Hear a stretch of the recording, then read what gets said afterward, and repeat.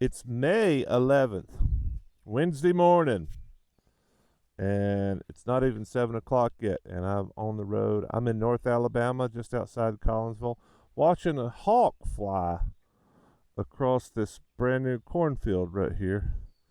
It's a small bird, but yeah, it's a chilly morning, but it is beautiful, and I'm headed north. Um, Into Tennessee. I'm not really sure exactly where I'm going. The day's destination is Cairo, Illinois. I know I said Cairo, Kentucky, because when I looked at the map, that's where I thought it was. I thought it was in Kentucky.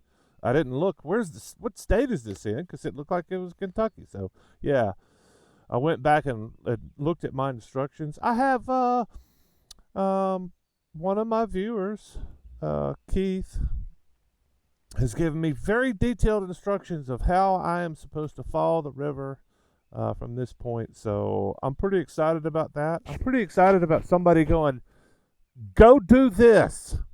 Here are your instructions. I'm really excited about that. It sounds crazy, but rather than me going, let me roll the dice, I would much rather have somebody say, oh, well, you got to go here, you got to go there, you got to roll down this road here, stop and eat here because they got really good barbecue. Yeah, so I'm rolling north into Tennessee and then on to southern Illinois, a town called Cairo. Here we go. Woo!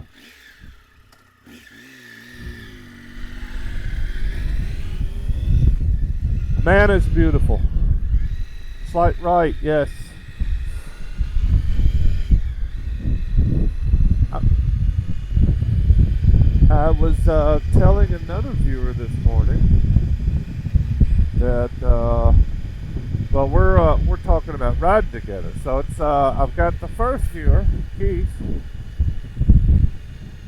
We've actually ridden together. We hung out at the HangCon, the Hammock Festival, in Florida,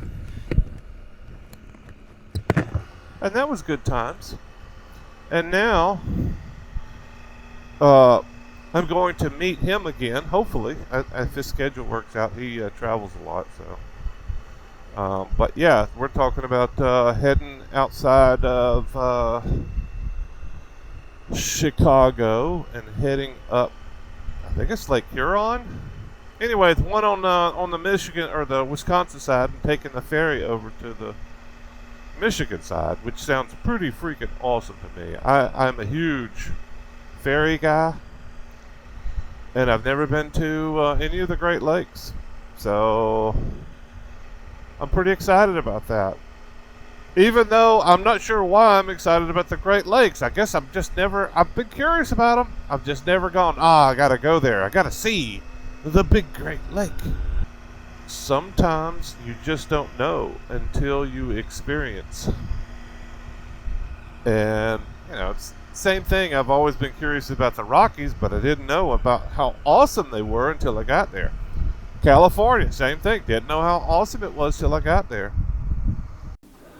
I did not film a lot as I exited Alabama because I'm quite familiar with my state and the north of Alabama and Tennessee, but I did cross a lot of rivers and bridges on the way. It was kind of scenic, but yeah, I rolled up out of Alabama through Tennessee and wound up camping in the wilderness of the land between the lakes, my first trip to this area. As I rolled into the dispersed camping areas, read the sign that requires a permit and registration for dispersed camping, which I thought was kind of silly, but it's a recreation area, and I guess there's probably a lot of abuse. So I just found myself some woods beyond an old cemetery, and it worked out really well for the night. But man, it was so hot and humid in here. And still in the south, but wound up camping here overnight. Turned out to be a pretty good spot, despite the fact that it took me a little bit of ride to find it. But I'm an expert at stealth camping, so there. All right, kids, something we probably need to talk about before we go any further. Dehydration, it's a real issue. And I have had 1, medium-sized cup of coffee, and I had, I would say, a large Coca-Cola with some ice, and that's all I've had, which is dangerous. I knew I was getting close. I knew I was hot. I knew I was sweating, and I just wasn't. Nothing was getting wet because it was all evaporating. Because luckily I'm well ventilated today. I got to camp and I peed once, so I had peed twice today, and it's 6:30. I just peed just a second ago after I drank 4 beers. That's why I'm trying to make sure you guys understand the need to rehydrate, and I'm rehydrating. It's probably not the proper way to do it, but it's what I got. And I could buy beer almost as cheap as I could buy water. So, you know. So there's water in beer. Shut up! Shut up! So when it's hot, it's real easy to set up the hammock. I just use my Blackbird. It takes less than 3 minutes to set it up, and just a little bit longer than that to take it down and stuff it back into the bag. And I was ready to go the next morning, and it was getting hot. It wasn't even 9 o'clock when I rolled out of camp. But yeah, I was already starting to sweat, so it was good to get back into the breeze. And I filmed a little on the way out, and then I stopped at a watering station to fill up my water container. All right, it's Thursday morning, about 9 o'clock. I camped inland between the lakes last night. This is my first time up here, and it's freaking amazing. It's beautiful, and I've seen very little water. It's like the Blue Ridge Parkway down in the valley, or Natchez. It's probably closer to Natchez Trace. But I had a leak, some cooking oil leaked into that dry bag over there. Luckily, that dry bag did not leak, so it's not all over my blue bag, which is my kitchen crap, whatever bag. It's there for a purpose, so I don't get all food and crap all over the inside of everything else. So anyway, if you don't know, this is a dump station where you can get potable water. That's potable. That means you can drink it. That station over there is the dump station. Not all dump stations have fresh water.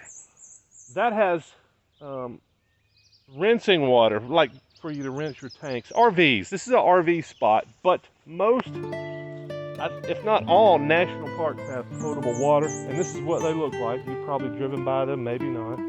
So I wound up rolling up into southern Illinois, crossing the Mississippi, and then crossing the Mississippi again into Missouri, and following the Mississippi north along the river before finally crossing back into Illinois in Chester. And this is the bridge, the little rest stop here. It's pretty cool watching these big monster barges roll down the river. But that's the end of this day, day 2.